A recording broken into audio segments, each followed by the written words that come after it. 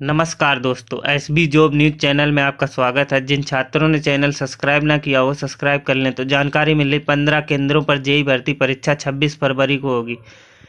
प्रयागराज से news. SSC की ओर से आयोजित जूनियर इंजीनियर भर्ती परीक्षा 2022 की लिखित परीक्षा 26 फरवरी को प्रयागराज में 15 केंद्रों पर होगी। इसमें 6,391 अभ्यर्थी शामिल होंगे। जेईई भर्ती की पहली परीक्षा 14 नवंबर से 16 नवंबर तक हुई थी। उसका परिणाम 18 जनवरी को आया था और देश भर में 20,138 अभ्यर्थी सफल हुए थे। इनमें 6,391 अभ्यर्थी यूपी और बिहार के हैं। सफल अभ्यर्थियों की लिखित परीक्षा सिविल, मैकेनिकल और सिविल इंजीनियर के विषय से होगी। तो जानकारी मिल रही 15 केंद्रों पर होगी जेईई भर्ती की परीक्षा। दूसरी बड़ी जानकारी मिल रही रेडियोलॉजिस्ट के 64 पद खाली रह गए। प्रयागराज से न्यूज है। उत्तर प्रदेश लोक सेवा आयोग ने चिकित्सा अधिकारी ग्रेड 2 की रेडियोलॉजिस्ट के 68 पदों पर सीधी भर्ती का परिणाम गुरुवार को जारी कर दिया। सिर्फ 4 अभ्यर्थियों को चयनित घोषित किया। अभ्यर्थी उपलब्ध न होने के कारण 64 पद खाली रह गए। वहीं राजकीय मेडिकल कॉलेज में असिस्टेंट प्रोफेसर पैथोलॉजी के 6 पदों का परिणाम भी घोषित कर दिया। तो जानकारी मिली रेडियोलॉजिस्ट के 64 पद खाली रह गए। एक और जानकारी मिली पीसीएस मेंस में बदलाव से आसान हुई यूपी के अभ्यर्थियों की राह। प्रयागराज से न्यूज है। उत्तर प्रदेश सरकार ने पीसीएस मेंस की परीक्षा में वैकल्पिक विषय को अनिवार्यता समाप्त कर दी। इसके स्थान पर उत्तर प्रदेश से जुड़े सामान्य ज्ञान के 2 प्रश्न पत्र जोड़ दिए गए। विशेषज्ञों का मानना है कि इस बदलाव से प्रदेश में प्रतियोगी छात्रों की पीसीएस बनने की राह पहले की तुलना से आसान हो जाएगी। ऐसा इसलिए क्योंकि यूपी आधारित 2 नए प्रश्न पत्र होने के बाद संघ लोक सेवा आयोग सिविल सेवा परीक्षा यानी आईएएस देने वाली परीक्षा की मुश्किलें बढ़ जाएंगी।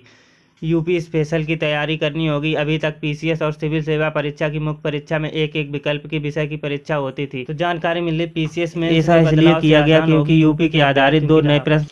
एक और जानकारी मिल रही मुख्य परीक्षा में विकल्प डी चुनने वाले अभ्यर्थियों को 1 अंक दिए जाने का आदेश। प्रयागराज से न्यूज है। इलाहाबाद हाईकोर्ट ने लेखपाल की मुख्य परीक्षा में एक सवाल का उत्तर विकल्प डी चुनने वाले अभ्यर्थियों को 1 नंबर देने का आदेश दिया।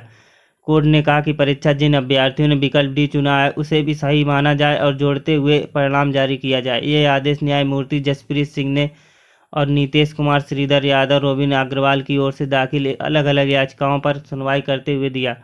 याची रोबिन अग्रवाल की ओर से एडवोकेट समरथ सिन्हा ने अदालत के सामने पक्ष प्रस्तुत किया। याची की ओर से कहा गया कि वे उत्तर प्रदेश अधीनस्थ सेवा चयन आयोग द्वारा आयोजित लेखपाल भर्ती की मुख्य परीक्षा के लिए चयनित हुए हैं। आयोग ने पिछले वर्ष मुख्य परीक्षा का आयोजन किया था, उसमें उत्तर कुंजी भी जारी कर दी थी। तो जानकारी मिली मुख्य परीक्षा में विकल्प डी चुनने वालों को अभ्यर्थियों को 1 अंक दिए जाने का आदेश। दूसरी बड़ी जानकारी मिली पीसीएस के 10 अभ्यर्थियों की इंटरव्यू तिथि बदली। प्रयागराज से न्यूज है। उत्तर प्रदेश लोक सेवा आयोग ने अभ्यर्थियों के प्रत्यावेदन पर पीसीएस 2022 में 10 अभ्यर्थियों की साक्षात्कार।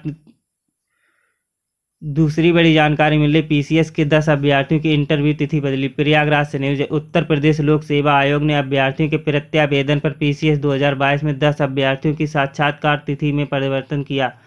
इन सभी अभ्यर्थियों का इंटरव्यू अब 21 मार्च को होगा। तो जानकारी मिली पीसीएस के 10 अभ्यर्थियों की इंटरव्यू तिथि बदली। एक और जानकारी मिली ईबी के 5 विभागों को कल मिल जाएंगे नए शिक्षक। प्रयागराज से न्यूज है। एक और जानकारी मिल रही ईबी के 5 विभागों को कल मिल जाएंगे नए शिक्षक। प्रयागराज से न्यूज है। इलाहाबाद विश्वविद्यालय के 5 विभागों को 25 फरवरी को नए शिक्षक मिल जाएंगे। शनिवार को ईबी में कार्य परिषद की बैठक में प्रस्तावित जिसमें शिक्षक भर्ती का लिफाफा खोला जाएगा।